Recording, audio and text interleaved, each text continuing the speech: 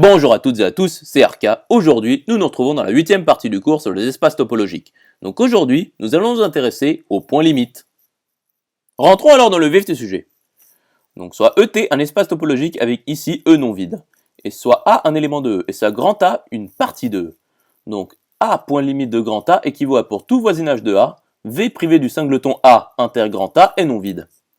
Or, V privé du singleton A inter grand A est égal à V inter grand A privé du singleton A. Nous pouvons le voir avec les complémentaires très rapidement.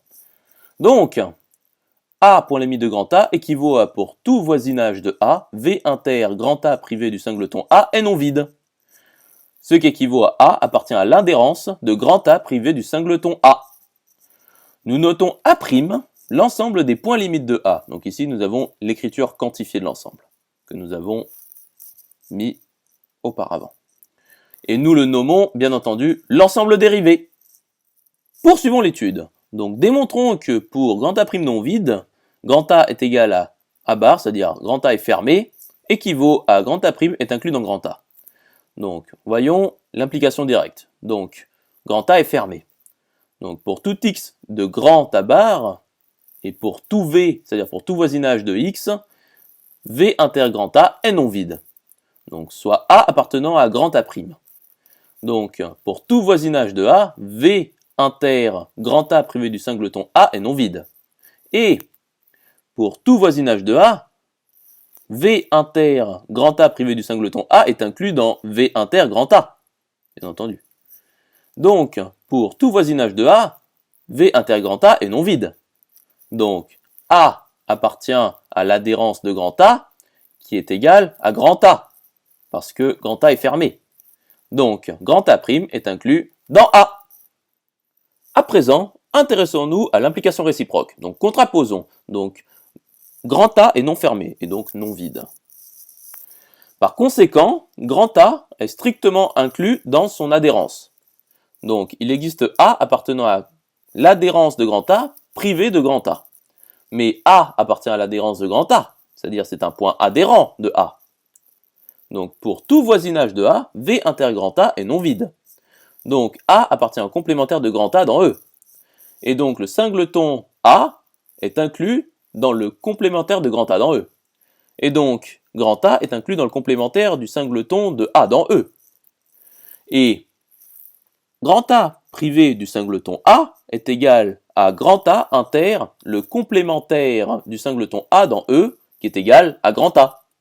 Donc, pour tout voisinage de A, V inter grand A privé du singleton A est égal à V inter grand A qui est non vide.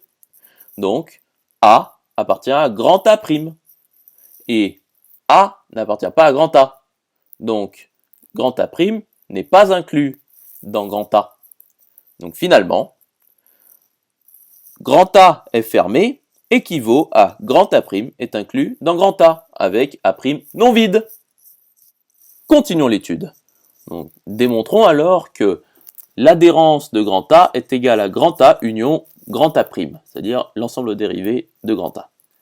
Donc si A est vide, alors la conclusion est établie. Sinon, voyons alors l'inclusion directe. Donc soit X un point adhérent de grand A. Donc si X est un élément de grand A, la conclusion est établie. Sinon, X appartient à l'adhérence de grand A privé de grand A. Or, pour tout voisinage V de X, V inter grand A est non vide. Et comme dans la démonstration précédente, grand A privé du singleton X est égal à grand A inter le complémentaire du singleton X dans E, qui est égal à grand A, par inclusion. Donc, pour tout voisinage V de X, V inter grand A privé du singleton X est non vide. Donc, X est un élément de grand A'. Donc X appartient à grand A union grand A'. Donc l'adhérence de A est inclue dans A union grand A'. Intéressons-nous à présent à l'inclusion réciproque. Donc soit X un élément de grand A union grand A'.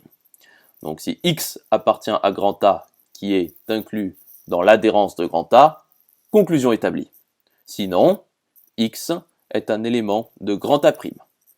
Donc pour tout voisinage de X, V inter grand A privé du singleton X est non vide. Or, pour tout voisinage de X, V inter grand A privé du singleton X est inclus dans V inter grand A.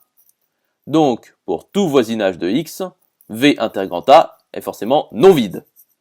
Et donc, pour tout voisinage de X, V inter grand A est non vide.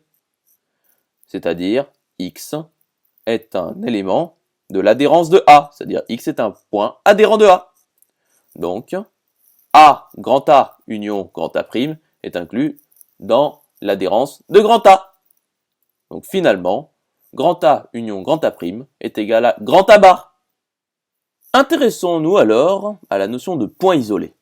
Donc soit A un élément de E. Donc A est isolé si et seulement si A appartient à grand A privé de grand A'. J'espère que cette vidéo vous aura plu et vous sera utile. Nous nous retrouvons dans la 9e partie.